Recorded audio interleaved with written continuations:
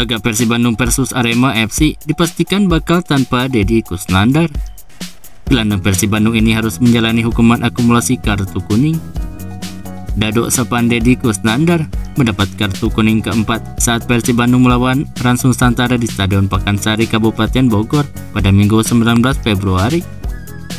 Catatan selalu tampil Deddy Kusnandar di Liga 1 ini pun dipastikan bakal terhenti pada laga kontra Arema FC Kamis 23 Februari 2023.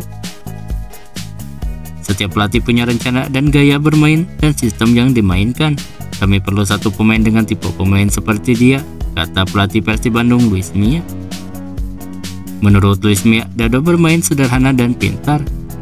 Bagi saya ini sempurna, kata Luis Mia. Seperti pada pertandingan sebelumnya, Luis Mia tak pernah pusing kehilangan pemain. Luis Mia menganggap pemain yang di Persib Bandung sekarang harus siap untuk bermain di posisi manapun.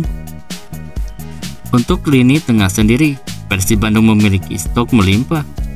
Di sana ada Ricky Kambuaya, Abdul Aziz, Maklok, atau kalau perlu Rahmat Irianto digeser kembali ke tengah. Persija Jakarta akan menghadapi Barito Putra pada pekan ke-26 Liga 1 di Stadion Patriot Bekasi, Jawa Barat pada Rabu 22 Februari 2023. Dalam laga itu, Persija Jakarta dipastikan tidak akan diperkuat 3 pemain asingnya. Juru taktik Persija Jakarta Thomas Doll mengatakan 3 pemain asing yang absen itu yakni Hanno Behrens, Ondrej Kudela, dan Abdullah Yusuf Helal. Mereka bertiga absen dengan berbagai macam alasan. Saat ini kami dalam kondisi yang tidak terlalu menguntungkan, kata Thomas Doll. Kami memiliki beberapa masalah. Hanno Behrens mengalami masalah pada abduktor dan setelah pertandingan melawan Bayangkara FC kemarin, dia sakit perut lagi. Yusuf juga memiliki masalah dan Kudela juga ditarik keluar lawan Bayangkara FC karena dia memiliki masalah.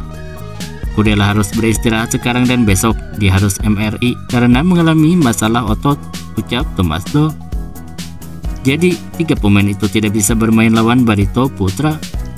Hanya 1 pemain asing yang bersama kami yakni Michael Kemercik.